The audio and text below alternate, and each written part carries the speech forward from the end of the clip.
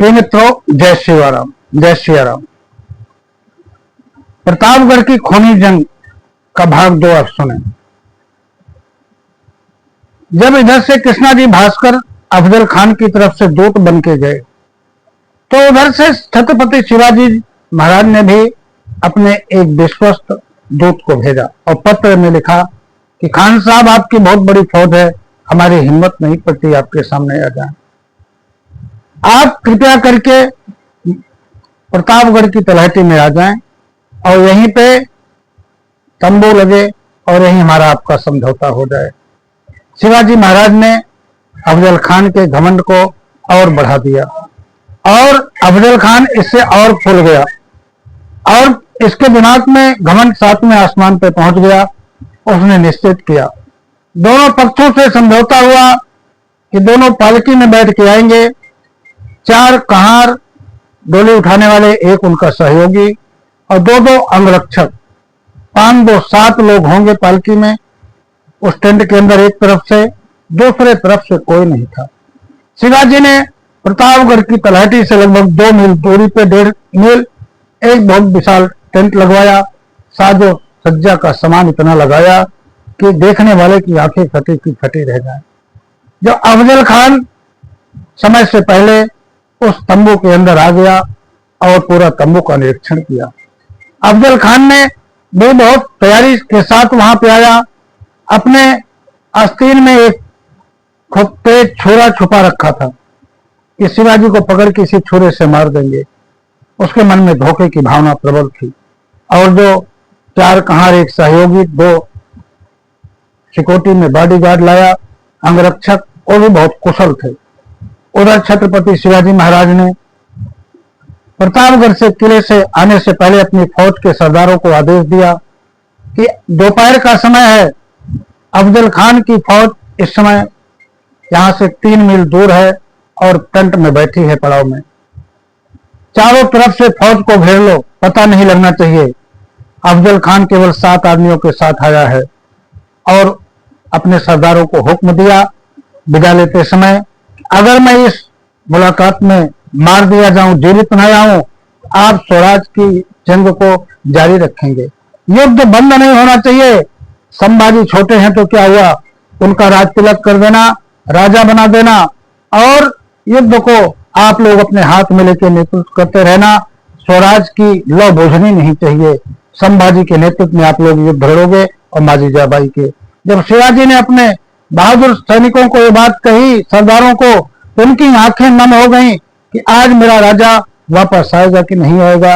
ये मन में जुनून उनके इतना भर गया कि एक भी मुसलमान सैनिकों को बीजापुर के जीवित नहीं जाने देंगे। आज ये मन में उन्होंने कसमें खा ली और शिवाजी महाराज ने सब पहले से पता लगा लिया था कि मुझे धोखे से मारना चाहता है, तो सिर पे एक लोहे का तोप रखा पगड़ी के नीचे, कवच पहना, आगे और पीछे दोनों तरफ से कस के कवच बांधा, हाथ में बघनखा लिया पहन लिया और बाएं हाथ के आस्तीन में छुरा खूब तेज धार वाला छुपा लिया और नीचे उतरते हुए माँ तुलजा भवानी को हाथ जोड़ के प्रणाम किया कि माँ, अब सब इज्जत आपके हाथ में, कहते हुए प्रणाम किया।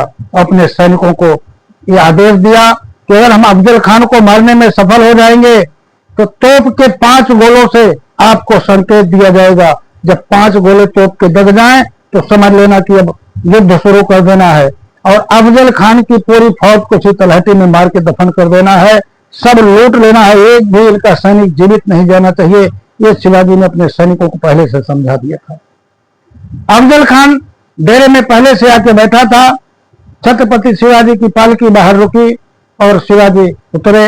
जैसे ही तंबू के अंदर शिवाजी प्रवेश किए, अफजल खान बहुत खुश हुआ, बनावटी हंसी के साथ कहता है कि आ जाओ सुब्बा, तुम मेरे भतीजे हो, आ जाओ, तुम्हें गले से लगा लो।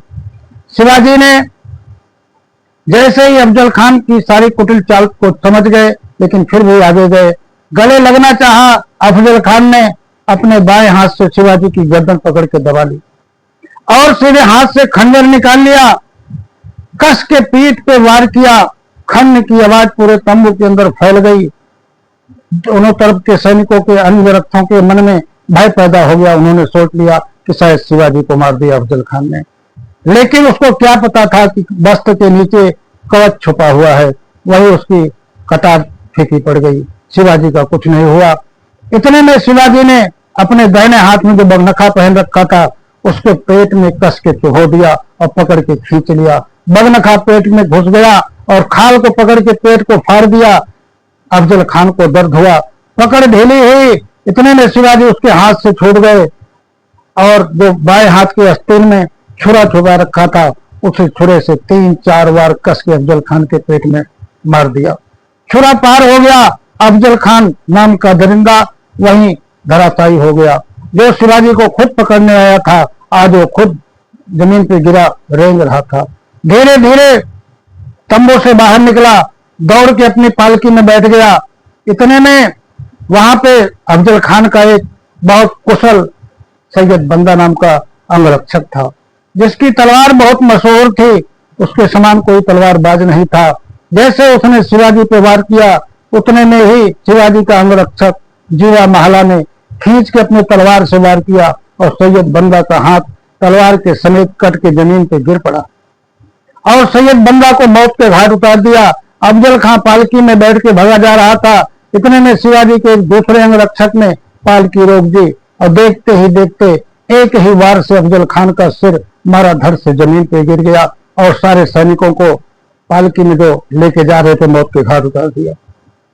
इतनी बात से खुशी की लहर दौड़ गई। 5 तोप के गोले छोड़े गए। हर एक गोले संकेत दे रहे थे मावलों को कि दुश्मन तुम्हारी जाल में फंस चुका है, अभी बच के नहीं जाना चाहिए। अफजल खान की फौज कई दिनों से थकी मांदी थी। आराम करने के बाद दोपहर का भोजन कर रही थी। सब भोजन के लिए बैठे ही थे। इतने में तोप के गोले दगे और उस पहाड़ी जंगल से जहां पे दिन में अंधेरा रहता है, हर हर महादेव के नारों से पूरी पहाड़ी और घाटी गूंज उठी। मावले उन दरिंदों पे भूखे शेर की तरह टूट पड़े और देखते ही देखते जो फौज छत्रपति शिवाजी को मार के गिरफ्तार करने के लिए आई थी वो कटने लगी गाजर मूड़ी की तरह। भागने का कोई रास्ता नहीं था। जिधर जाते थे उधर मावले रहते थे। 40,000 की अफजल खान की फौज को 10,000 के मावलों ने घेर लिया और इस तरह से मारा कि एक भी सैनिक बच्चा जिंदा बच के अफजल खान के राजा के यहाँ नहीं जा पाया, बीजापुर नहीं पहुंचा कि संदेश दे दे। जब आधी से ज्यादा फौज मार दी गई तो जो सैनिक बचे थे वो सब हाथ जोड़ के छत्रपति शिवाजी के सामने आत्मसमर्पण कर दिया। शिवाजी ने उनका सारा धन ले लिया। सारे घोड़े मिल गए, सारा धन मिल गया, हाथी मिल गई, तोपखाने मिल गए, गोला मिल गया, बारूद मिल गई। युद्ध की बहुत बड़ी सामग्री शिवाजी के हाथ लगी। 10,000 घोड़े मिले और शिवाजी ने उन पैसों से अपनी फौज को बहुत महत्वपूर्ण किया, बहुत सशक्त फौज बना लिया। और ये दक्षिण भारत की जंग प्रतापगढ़ की विजय नहीं थी। वो दुर्दांत राक्षस जो संपूर्ण महाराष्ट्र को मावल को खत्म करने के लिए आया था, आज उसकी लाश जमीन पे पड़ी थी। कोई उसकी लाश पे रोने वाला नहीं था। वो इतना बड़ा दरिंदा था, उससे खुद औरंगजेब थर थर कांपता था। उसके नाम से औरंगजेब की फौज लड़ने नहीं जाती थी। आज उसकी लाश जमीन पे पड़ी थी। प्रतापगढ़ की जीत ने एक बहुत बड़ी कहानी गढ़ दी। प्रतापगढ़ की जीत ने भारतीय हिंदवी स्वराज के मन में एक भावना पैदा कर दी कि संपूर्ण भारत जीता जा सकता है। और इस जीत की धमक पूरे भारत में सुनाई दी। जो छोटे छोटे योद्धा युद्ध करने की भावना मन में लेके बढ़ रहे थे उनके मन में एक जागृति पैदा हुई और सब ने मिलके मात्र 30-40 साल के अंदर पूरी मुगल सल्तनत को उखाड़ के फेंक दिया। जय श्री राम, वंदे मातरम, भारत माता की जय। अगर मेरी कहानी आपको अच्छी लगी हो तो चैनल को लाइक और सब्सक्राइब जरूर करें। अपने मित्रों के पास कहानी को शेयर करें। भारत माता की जय, वंदे मातरम।